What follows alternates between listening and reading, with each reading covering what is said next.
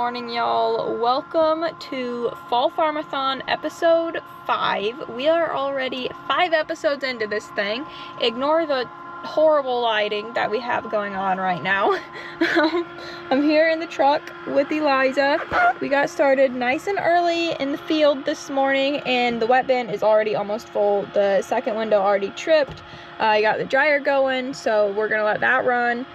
We got started nice and early and got it filled up quickly, and then we have a load of pigs going out today around noon. So we're gonna take a break, have a coffee break, load pigs, do chores, then we'll come back this afternoon and fill this bin up again. So yeah, it's been going good. Got a nice early start, got it already full, so they're gonna be coming up here and parking it soon, and that'll be about it for a while. I think it has been rumored that we are going to go set up the big auger over at the big bin to prepare for bean harvest, which I think we're going to be starting next week. That plans can always change, so if I say something in one video and then we ended up doing like something completely different in the future, just know plans change, and sometimes we don't even know what we're going to be doing until like the day of, and they'll decide something. So I try to keep you guys updated on what the current plan is, but that's not necessarily like the final plan. So the plan right now is to start soybean harvest next week after we get this field done, then do all the soybeans, then come back and do the rest of corn. So we're gonna get the big auger set up to the big bin over there in preparation for that. We might do that this morning. And then we have a load of pigs going out. They're down here. The crew is down here sorting right now. And then I think that's about it for today. We'll see what happens. Hopefully we don't have any breakdowns or anything like that, but I will keep you guys updated if we do.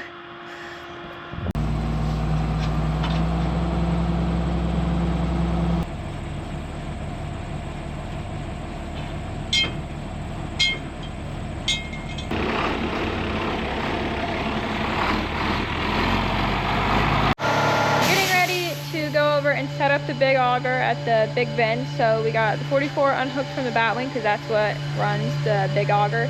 We're putting the hammer strap on it, fueling it up, and then we have a can of air to take over there because our trailer with the bean head on it is over there, and one of the tires on that is kind of low. So we got this to go over there and get that pumped up as well. So we're getting the hammer strap hitch put on out there right now. So this right here, this piece has to go on top of this hitch to hook up to the big auger. And then we got this fueled up while it was up here.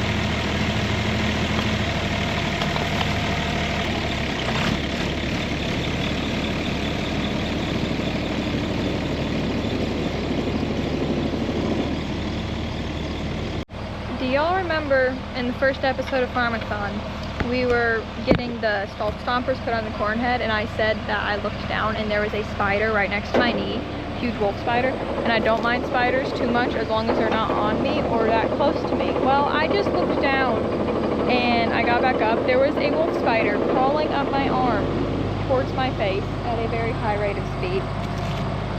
So that was fun.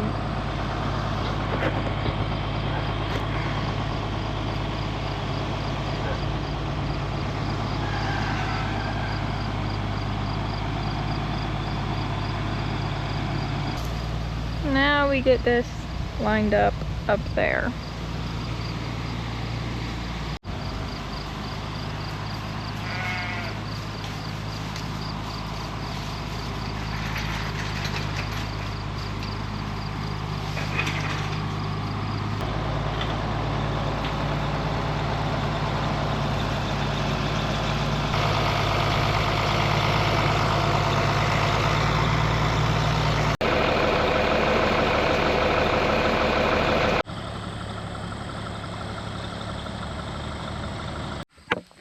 Okay, the auger is set up. We're gonna get chores done over here while we're over here. So we're gonna get the sheep put up, and then we're gonna go ahead and pen the cows off of this bottom area of the pasture here, because we go through that a lot when we're harvesting beans. So we're gonna get them penned off of that and get the sheep put up, and then we should be done over here at the barn for the day.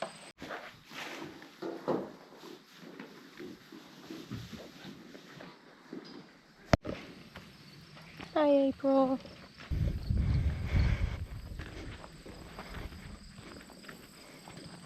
Getting the wire gates put up here to pen them off from where we're going to be going through during harvest.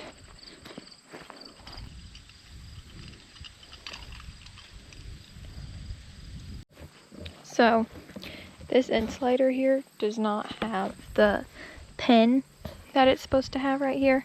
So this is the invention that we use for this now. So this is my very professional job on the insulator. Looks good, doesn't it? Hello, everybody. I don't know if this camera angle is very good, but I'm trying to set it up here. I'm just gonna like sit in the truck where it's not quite so loud and like talk a little bit. But first, let's give a shout out here where it is deserved, very well deserved, might I add. Granny went to town and she brought back snacks. Granny is like the professional snack manager for... You know what? I was in the middle of talking about my snacks and the camera just stopped recording. You know what else? I was in the middle of talking about how I was in the middle of talking about my snacks and the camera stopped recording, and the camera stopped recording again.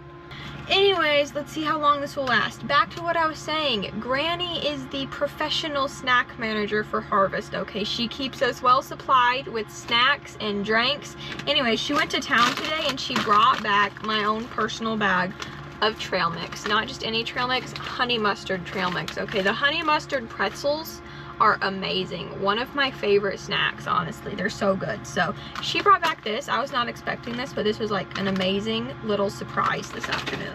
Secondly, she got water flavoring packets, which are also great. You all should be very happy to know that I've like been very healthy lately. I don't drink much pop, honestly. I know we have fun with the Mountain Dew. Y'all know I like Mountain Dew, but like realistically, I drank a lot less pop than most people, I would say. So I haven't had Mountain Dew in a very long time, actually. And someone commented, I put out the first episode of Farmathon last night, and someone commented and was like, where is the Mountain Dew? We cannot have Farmathon without Mountain Dew. And I was like, you know what? That is a good point. We need some Mountain Dew at least sometime this Farmathon. So I will get some Mountain Dew into this Farmathon, okay? I've been doing good, being healthy, drinking water, and yeah, we have these little flavoring packets, which are very good. So anyways, that's what I'm gonna have now. See, I do drink water. Video proof right there. And then I'm just gonna sit here and give you all little updates. If I can open this thing, what is this? It's a little electrical sensor thingy. Oh well, it's gonna work just like that. It's opened. Don't question it. I just impaled it with a little fence tester there. But it works, okay? It works. I feel like this has been the most random talking that I've done in a while, just sitting here in the truck. And if y'all are tired of listening to me talk, I am so sorry. I know I can talk a lot sometimes. I apologize if y'all are tired of listening to me, but I'm just going to kind of give y'all an update on what has been happening this afternoon, and then, yeah, that's going to be it. So, anyways, we got the auger set up at the barn, then we came home, the pig truck was here, they had gotten the pigs sorted, and they were ready to load, so they didn't need me and Emma down there this time, because they were only loading out of the front half of the building, so they didn't really need pigs brought up from the back. So Dad went down there, helped them load, and then they got that done, which ended up working out well that they didn't need me, because I needed to edit, okay? But while I was inside editing, the dryer was down. Oh. Almost knocked all off. Sorry about that. The dryer was down for the count. So what happened was a thing. I'm like a professional. Sorry, I try to explain this stuff to y'all, but I'm like not professional about this stuff, and I don't know like what everything is called. One of the things in the pneumatic shed overheated, which caused the dryer to shut down too. I don't think it was like a big repair, it was mostly just letting stuff cool off. It's running good now. Seems to be okay. Hopefully it does not have any more problems. That's been the only little bump that we've had today, and otherwise things are going pretty good. So it is now 3:30 and they just headed back to the field. The dryer's been catching up a little bit, slowed down because it was stopped, but we're just gonna top the bin off now and then call it a day. So anyways, that's the update for now. Hopefully I did not talk too long and bore y'all too much, but I'm gonna sit here, enjoy my snacks, keep an eye on the dryer, make sure nothing blows up, and wait for the bin to fill up.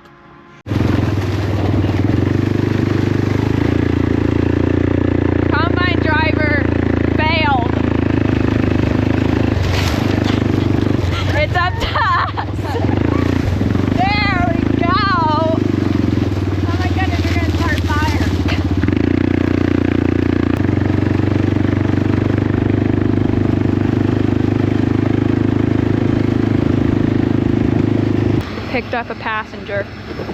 Got a hitchhiker. Ah, you missed it! That was the four-wheeler driver's fault. Dad cut through the middle of the field here with the combine, and he called up there and said that there's a really good place down here to show you guys something, and he wanted me to come down here and show you and explain it to you guys. So there is a lot of people that don't understand what spraying is, and they go around and they say that, you know, farmers are killing the land, and, you know, nothing is going to grow on this ground for 6 years after it gets sprayed. And honestly, that's just not true at all. So we're going to show you here. This is corn right here. So you can look in the standing corn there, and it is clean, okay? No weeds. Okay, there's like 2 weeds there. It is clean, all right? So it looks really good in there. And then you can come over here, and what happened here was a planter malfunction. So the planter stopped planting, and when it was not supposed to, and you can see where it stopped and where it started again. And you can look in here and see all kinds of growth. There's broadleaves, there's grass, everything just took over. Now the reason that this has a bunch of growth and the standing corn doesn't is because of the canopy. So what the canopy is when the corn gets big enough, it covers in between the row and no sun gets there. So when there's no sun, no weeds can grow. So the corn will outgrow the weeds and then suffocate the weeds because no sun can get in between the rows. We sprayed all of our corn one time this year.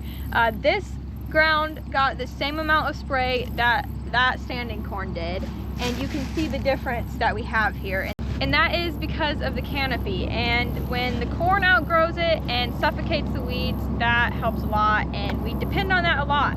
Only spraying it once was a risk. It depended a lot on the corn getting up and going, but it worked out really well this year, and the corn is pretty clean. There's a few places at the end of the rows where we didn't have that canopy, and there are a few weeds in that. But overall, the corn is clean, and this field is still yielding an average of 320 bushels an acre. So I'd say that's pretty good.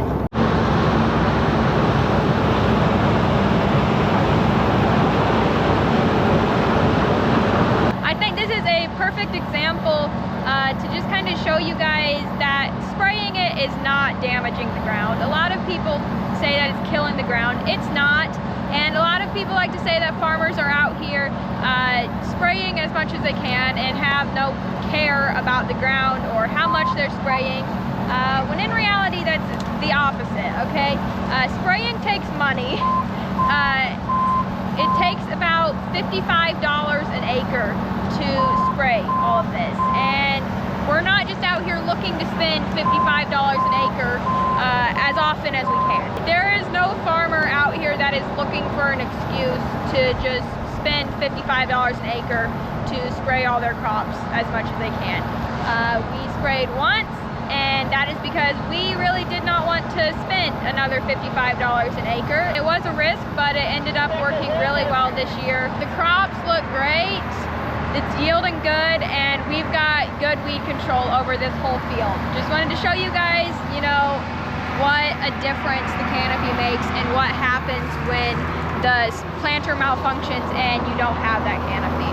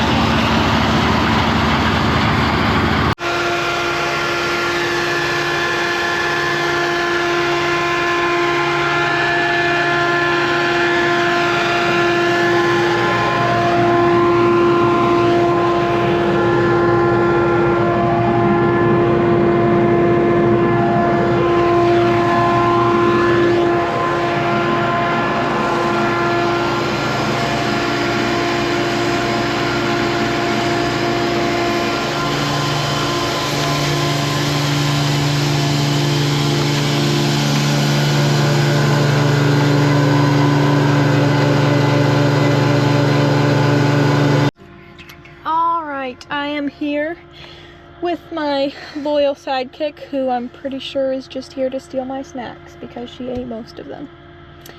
But nevertheless, she is here, and that is what is important. So the bin is full, and they are filling up the gravity wagon right down there, and then they're gonna fill up the auger cart, and then they're gonna be done. So the timing of this worked out perfectly because they just finished getting the auger cart filled up, and they're parking the combine for the night, and the semi is here. So we're just gonna load them up, and then we can all head inside, and Dad won't have to come out again this evening. Actually, he will, to run the corn into the dryer from the gravity wagon and auger cart, but not to load the semi. So just gonna get this done, then we can be done for the day.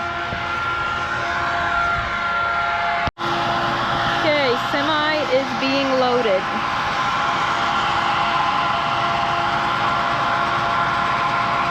Looking good. Okay, semi is being loaded. Here's Lemuel.